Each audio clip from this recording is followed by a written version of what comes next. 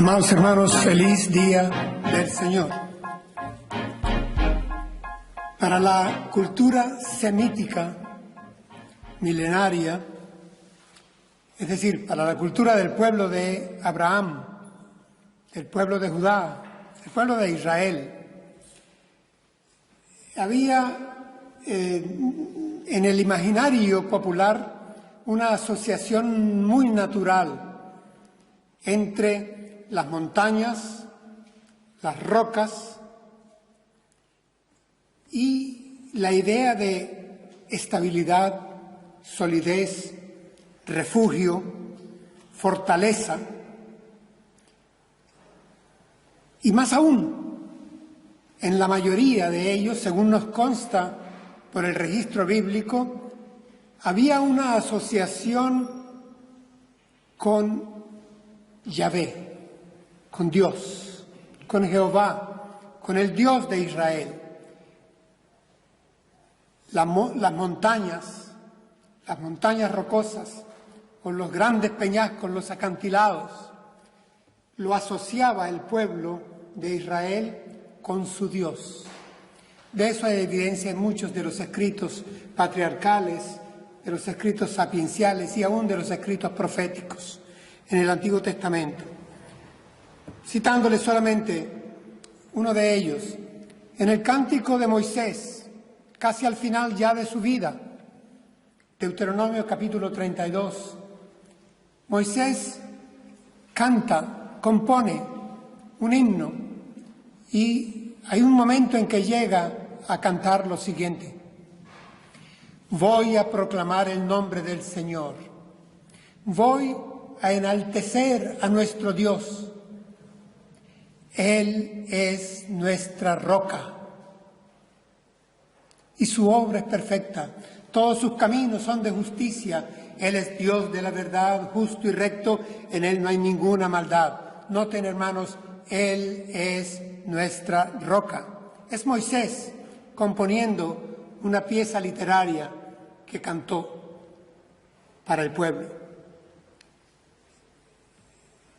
De allí que, habiendo tantas referencias, a las cuales algunas citaré, pero más adelante, habiendo tantas referencias en el relato, en la historia veterotestamentaria del pueblo judío que asocian a su Dios con la roca, he decidido ponerle título a la exposición de esta mañana, y el título es Sobre la roca. Teniendo presente ese elemento de simbología que había en el sentimiento religioso judío, vamos a avanzar en el tiempo sobre la historia bíblica y llegamos al Evangelio según San Mateo. Ahí nos encontramos con que el evangelista, y no solamente él, esto también lo relatan Marcos y Lucas, es decir, los tres sinópticos, nos presenta a Jesús en los alrededores del lago de Galilea, ajetreado con todo su ministerio, casi a mitad de sus 3 años de labor, y nos lo presenta con los 12 y alejándose de la zona de Galilea hacia la parte más noreste, unos 40 kilómetros del lago, a la región de Cesarea de Filipo. Cesarea de Filipo. Era un lugar poco poblado, un lugar inclusive caracterizado por su descanso, un lugar en donde aparentemente no se libraron combates, no se disputó. El nombre que lleva se lo puso el hijo de Herodes, Filipo, un hijo no cruento, no cruel de Herodes, y le puso el nombre en honor a Tiberio César, Cesarea de Filipo, por él. Él se llamaba Filipo el rey. Entonces, era una zona en cierta forma considerada como de paz, propicia para el retiro, para el descanso, y de hecho el Señor Jesús se toma al grupo de 12 y se va hacia allá. Y pasa una semana de retiro con los 12. Va a haber unas enseñanzas importantes que se sucederán durante esa semana. Y una de ellas, con la que comienzan los relatos de los evangelios, tiene que ver con la identidad misma de Jesús. ¿Quién es Jesús? Entonces, el Señor dirige la pregunta, una pregunta que ya conocemos nosotros, al grupo de los 12. La interrogante es, ¿quién dicen los hombres que soy yo? Ellos le respondieron. Unos dicen que eres el profeta Elías, otros dicen que eres Jeremías, otros simplemente no ponen nombres, pero dicen que eres profeta. Hermanos, digamos que en esta respuesta que le dan los apóstoles al Señor sobre lo que pensaba la gente, ya avanzado su ministerio, acerca de su identidad, era que la mayoría del pueblo lo consideraba como un guía espiritual, con cierto poder, autoridad. Yo diría que no muy diferente a lo que acontece hoy. Hoy en día, si nosotros hiciéramos la pregunta, ¿quién es Jesús? Pues la mayoría tal vez nos responderían, en pasado, fue un guía espiritual, un buen hombre, un maestro, dejó buenas enseñanzas y lo mataron. Esa sería prácticamente la respuesta, muy parecida a la que obtuvo Jesús cuando hizo esta especie de encuesta a través del grupo apostólico. Pero no vamos a hacer ahora un tratamiento sobre la identidad de Jesús y quedarnos en ello, como un tratamiento cristológico del tema. Eso ya lo hemos hecho en algunos sermones anteriores. Hoy yo quiero llamarles la atención porque en este tiempo de retiro y después de esta pregunta que el Señor hace a sus discípulos, encontramos que hay lecciones sobre la identidad de la Iglesia que el Señor Jesús está formando con su grupo apostólico. Y al menos consigo 3 en un breve texto que voy a leer para ustedes del Evangelio según San Mateo. Consigo, y esta es la idea central de la exposición, que aquí encontramos de parte del Señor 3 lecciones sobre su iglesia. Primera, ¿cuál es la base de su iglesia? La base de su iglesia. Segundo, ¿quién es el dueño de la iglesia? Tercero, ¿cuál es el destino de la iglesia? Base, dueño y destino. Lo veremos. Ahora, no quiero que esto lo tratemos como asunto de una exposición académica de eclesiología. No, es que esto va a tener aplicación directa a nosotros como iglesia y a cada uno de nosotros como miembros de la Iglesia de Jesucristo. Prestémosle atención. Y leo para ustedes ese breve texto en Mateo 16, del 15 al 18. Oigan, Jesús les dijo entonces a los 12, ¿y vosotros quién decís que soy yo? Respondiendo Simón Pedro dijo, tú eres el Cristo, el Hijo del Dios viviente. Entonces le respondió Jesús, bienaventurado eres Simón, hijo de Jonás, porque no te lo reveló carne ni sangre, sino mi Padre que está en los cielos. Y yo también te digo que tú eres Pedro, y sobre esta roca edificaré mi iglesia, y las puertas del Hades no prevalecerán contra ella. Reina Valera 60, he leído para ustedes. Comencemos el análisis del texto, hermanos. El Señor Jesús, habiendo obtenido respuesta de qué pensaban las gentes, qué pensaban los que estaban más distantes de Él, decidió acortar, estrechar el lazo y le preguntó ya a los suyos, ¿y vosotros quién decís que soy yo? Noten, hermanos, que está haciendo la pregunta en plural a todo el grupo. ¿Y vosotros? ¿Quién decís que soy yo? Le interesaba saber quién pensaban ellos que él era. ¿Cuál era su identidad? Ya habían transcurrido meses, más de un año, según la mayoría de los biblistas, juntos. El Señor quería saber la opinión de ellos. ¿Qué opinaban? ¿Quién era Jesús, el que andaba con ellos, su maestro? Hermanos, ya antes de este incidente, inclusive comenzando el ministerio del Señor, cuando hizo el llamamiento a varios de sus discípulos, encontramos, pero aisladas, declaraciones. Ya uno de ellos le había dicho: tú eres el Mesías de Dios. Había otro que le había dicho inclusive: tú eres el Hijo de Dios. Pero habían sido declaraciones espaciadas, esporádicas, individuales. En esta oportunidad, a esa pregunta plural, al colectivo íntimo que hace el Señor, se da una respuesta en singular y sale de uno de los 12, sale de Simón Pedro. Oigan la respuesta: tú eres el Cristo, el Hijo del Dios viviente. Hermanos, ¿qué hay de diferente y de especial en esta declaración? La mayoría de los exégetas coinciden en que esta declaración suena como a sentencia, tiene una especie de lenguaje inusual. No tiene desperdicio, no tiene nada que agregar, no tiene nada que restar. Está completa. Es una afirmación que tenemos que desgranar.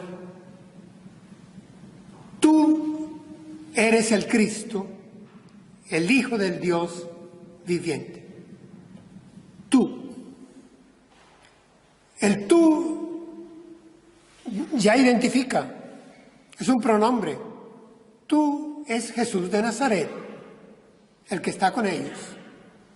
Tú, Jesús de Nazaret, eres el Cristo en griego, en hebreo el Mesías. Tú eres el Mesías, el escogido, el enviado, el seleccionado, el único. Agrega luego el Hijo de Dios. Hermanos, comenzó diciendo tú, Jesús de Nazaret, la humanidad. Luego avanza que es el escogido, el enviado de Dios, porque es Hijo de Dios, la divinidad. Y agrega algo final para rematar en broche de oro: el Hijo del Dios viviente. Para los judíos, Yahvé era el Dios viviente, y los dioses de las demás culturas y pueblos que les rodeaban eran ídolos, hechos por manos humanas, fabricados, no eran vivientes, no tenían vida ni daban vida. Así que la declaración a manera de sentencia que está registrada en los 3 evangelios, hermanos, es: tú, Jesús de Nazaret, eres el Cristo, el Mesías, el escogido, el Hijo de Dios y del Dios vivo, del Dios viviente. Esto, hermanos, se los voy a decir de esta forma, es no una confesión petrina. Y lamento, lo que estoy diciendo va en contra de cómo subtitulan la mayoría de nuestras Biblias este segmento. Lo llaman la confesión de Pedro. Esto no es una confesión petrina, esto es una revelación divina. Y eso es diferente. Aquí encontramos es revelación divina. Esto no es una conclusión a la que ha llegado el apóstol Pedro después de pensar, después de tener una experiencia con el Señor. Esto no es el discurrir teológico de Pedro, esto no es la opinión o su razonamiento humano. Pedro aquí no está diciendo, bueno, en base a lo que yo he vivido contigo todo este tiempo desde que tú me llamaste, en base a los milagros que yo veo que tú has hecho, en base a tus declaraciones, sermones, discursos, enseñanzas que he oído de ti, yo llego a la conclusión de mi manera de pensar es que, no hermanos, la planta de frente, y la planta de frente simplemente saliendo de su boca completa como revelación de Dios, revelación de Dios.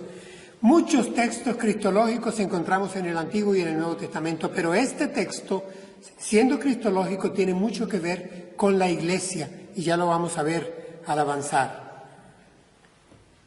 Aclarado esto, continuamos como continúa el texto. Dice que entonces, después de que Pedro dijera, tú eres el Cristo, el Hijo del Dios viviente, el Señor Jesús agregó, bienaventurado eres, Simón, hijo de Jonás. Miren, hermanos, cuando oímos esa expresión, bienaventurado, ya sabemos qué es lo que implica. En ti, Dios ha decidido en su soberanía, porque ha querido poner palabra suya por gracia. El mérito no está en ti. Bienaventurado tú, y de hecho, ¿cómo lo llama? Simón Bar Jonás, en arameo, que quiere decir hijo de Jonás. Vamos, bienaventurado eres Simón, hijo de Jonás. Vamos, está refiriéndose al origen de Pedro, de Simón, Cefas en arameo. Simón, hijo de Jonás, el pescador de aquí, de Galilea. No te caracteriza la erudición magisterial, no está en ti. Tú no eres maestro de Israel, no eres un rabino, no eres un escriba, un copista, tú eres un pescador, eres el hijo de Jonás, es tu empresa. En ti no hay una espiritualidad superior. El Señor Jesús le está diciendo, bienaventurado eres, Simón Bar Jonás.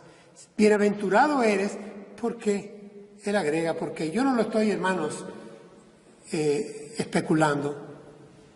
Cuando yo he dicho que aquí no hay una confesión de fe petrina, sino que lo que hay es revelación divina, es porque el Señor Jesús lo dijo. Y entonces nosotros pasamos de la revelación del Padre a la explicación del Hijo. Es decir, miren ustedes el por qué. Jesús dice, bienaventurado eres, Simón, hijo de Jonás. ¿Por qué? Porque no te lo reveló carne ni sangre, sino mi Padre que está en los cielos. No te lo reveló carne ni sangre, no es producto de tu intelecto, de tu cerebro, de tu tarea teológica junto a mí. No, te lo reveló mi Padre. De hecho, el Señor ratifica su identidad como Hijo de Dios. Mi Padre celestial es quien te lo ha revelado. Así que la frase Jesús de Nazaret, el Cristo, el Hijo del Dios vivo, es una frase que se refiere a la revelación de Dios mismo sobre el hecho de Cristo, sobre quién es Cristo. Esto es palabra de Dios que ha utilizado a Pedro. Vamos a ver cuál es la explicación que el Señor decide que sea necesaria para aclarar este pasaje, que creo no ha sido bien aclarado en algunas esferas del mundo cristiano. El Señor consideró, el Maestro consideró que era necesario agregar algo y lo agrega. Dice, y yo también te voy a decir algo más. Y yo también te digo que tú eres Pedro, y sobre esta roca edificaré mi iglesia. Y yo también te digo que tú eres Petros en griego. Petros en griego es piedra, piedra pequeña. Y yo también te digo que tú eres, en segunda persona, yo, tú, él. Está conjugando el verbo tú eres en segunda persona del masculino, tú eres Pedro, y añade Pedro, un nombre propio, que por cierto no lo improvisa en este momento. Cuando el Señor Jesús llama a Simón, hijo de Jonás, al comienzo de su evangelio, ya al llamarlo le dice, te llamarás Pedro. Así que aquí el Señor le dice, tú eres Pedro. Yo te digo que tú eres Pedro en masculino, segunda persona del singular. Tú eres piedra pequeña y tu nombre es Pedro. Evidentemente aquí hay un hecho fonético que puede llamar a la confusión o lo que yo creo llama a la diferencia, al establecimiento de que hay una diferencia. Miren lo que agrega el Señor. Y sobre esta roca edificaré mi iglesia. Si Él quisiera que fuera edificada sobre Pedro, se lo hubiera dicho en la segunda persona, singular, masculino.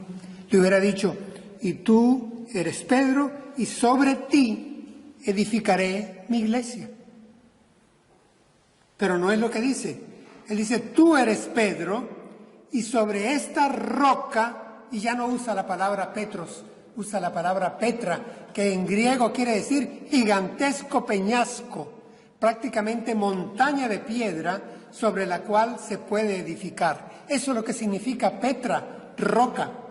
Por eso encontramos que él le diga, tú eres Pedro, y sobre esta roca, gran roca, edificaré mi iglesia.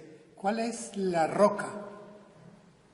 Le dije que tuviéramos presente que los que están aquí en retiro con Jesús y Jesús mismo son judíos.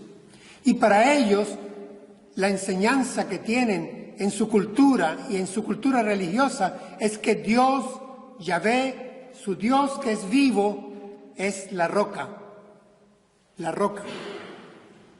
Llama aquí, y sobre esta roca edificaré mi iglesia.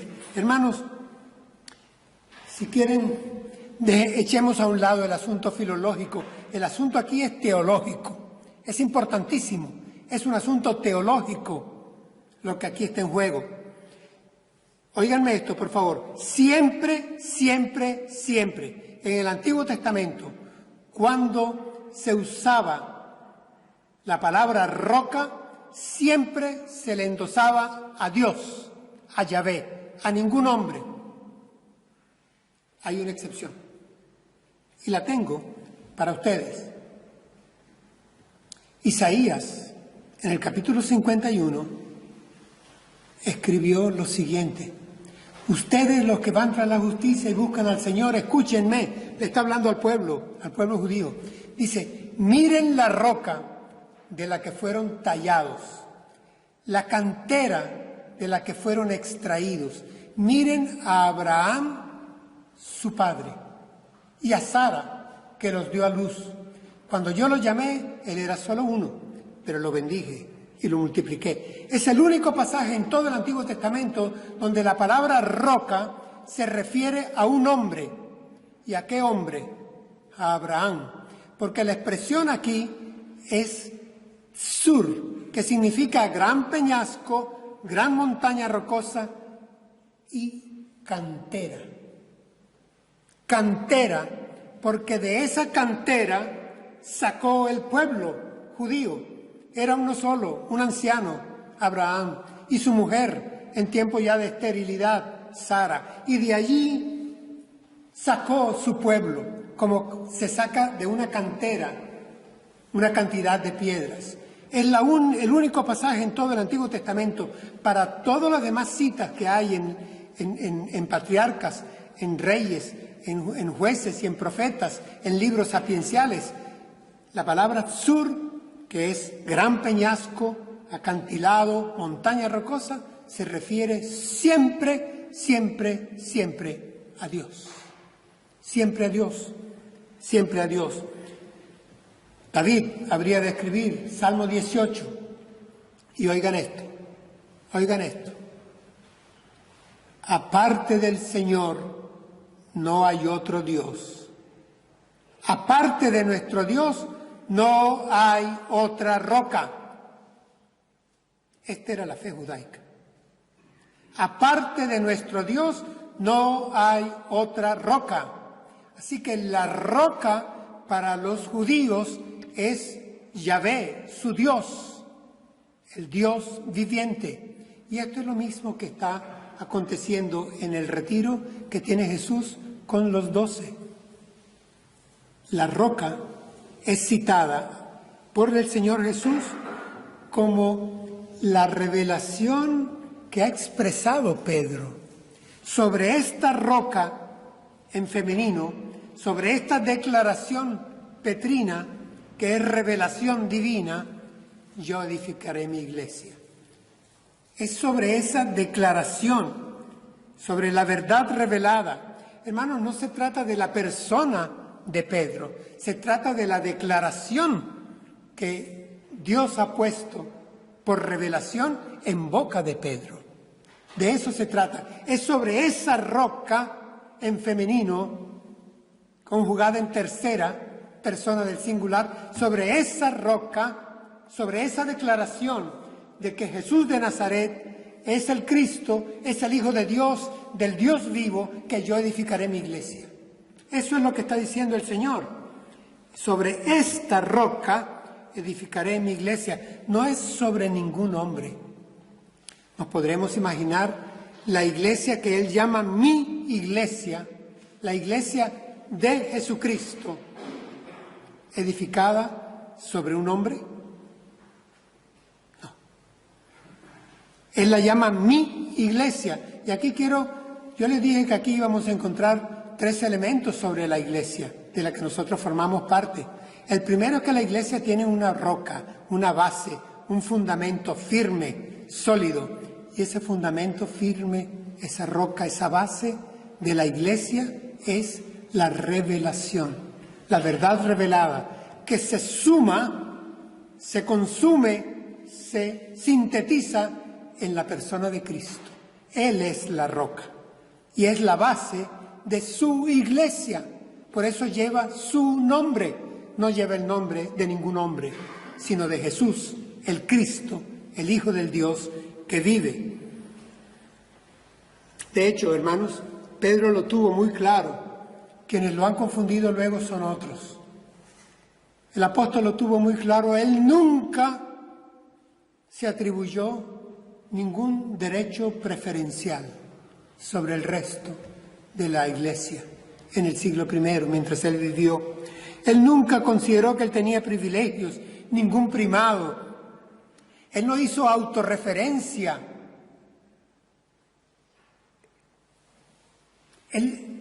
Él nunca dijo que él tenía derechos especiales que le habían sido concedidos. Y por eso mismo el grupo apostólico y las iglesias del primer siglo nunca le reconocieron a él como superior a los demás apóstoles. Nunca. Y él tampoco lo exigió. Él no era la roca era Cristo. La roca era la roca de la eternidad, la roca que se había humanado, Dios hecho hombre en Jesús de Nazaret. Esta es la roca. Entonces, hermanos, vamos avanzando sobre el texto para llegar al final. Dice, sobre esta roca edificaré mi iglesia, dice el Señor. Edificaré, plantaré, construiré mi iglesia. Mi iglesia. Hermanos, de acuerdo al fundamento, así es la estructura, así es la arquitectura, ¿cierto o no? Cuando vemos los fundamentos de una obra, ya sabemos cómo va a ser lo que se construye encima, porque los fundamentos norman la estructura que va sobre ella. Así que Jesús de Nazaret, el Cristo, el Hijo del Dios que vive, es el fundamento, es la base de la iglesia que sobre él mismo edifica. Y nosotros como piedras vivas somos exigidos, llamados a que nos juntemos para ser edificados sobre la base, el fundamento, porque el Señor lo llamó mi iglesia. La iglesia es suya, no de ningún otro hombre, de ningún pastor, de ningún misionero, de ningún profeta, de ningún obispo. No, la iglesia es de Cristo, es suya. Él la llamó mi iglesia. Solo 2 veces utilizó la palabra iglesia, que después aparece más de 100 veces en todo el Nuevo Testamento. El Señor Jesús la utilizó solo 2 veces, pero la utilizó de manera muy especial, muy lapidaria y definitiva. Hermanos, así que hay una relación de identidad entre la roca y la iglesia. Y hay una relación también sobre quién es el dueño de la iglesia. La iglesia tiene base, la iglesia tiene dueño, pero hay algo más también. Quiero, sin embargo, recalcar y rematar, que no quede duda en ninguno de ustedes o en los que nos vayan a ver por las redes sociales. Isaías, profeta 800 años antes de Cristo, escribió un texto en donde anunciaba esta gigantesca e importante verdad. Escribió así Isaías, una profecía mesiánica. Dice, Dios el Señor dice así, miren esto, yo he puesto en Sión por fundamento una hermosa piedra angular, probada y de cimiento firme. ¿Hemos captado? Diciendo yo, dice Dios, pondré en Sión una roca hermosa, angular, probada, de cimiento firme. Quien se apoye en ella no se tambaleará, no va a sentirse frágil. Así que, hermanos, hemos visto cómo acá en el pasaje el Señor está afirmando, la iglesia tiene base firme, tiene roca, y esa roca la sintetizó el apóstol Pedro, diciendo, eres tú, Jesús de Nazaret, el escogido, el Hijo de Dios, del Dios viviente. Hemos visto también que Jesús la llama mi iglesia. Como iglesia, Él es el dueño de su iglesia. Y nosotros pertenecemos a una iglesia que le pertenece a Él. Nos compró a caro precio. Somos propiedad de, somos pueblo de Dios. ¿Ok? Y luego hay un tercer elemento, muy breve, con el que remata el Señor su explicación. Y dice, y las puertas del Hades no prevalecerán contra ella. Aquí está hablando del destino de la iglesia, de la permanencia de la iglesia, a pesar de la enemistad que va a haber porque Satanás trabaja contra la iglesia. Dice, ni las puertas de la muerte podrán prevalecer contra su iglesia.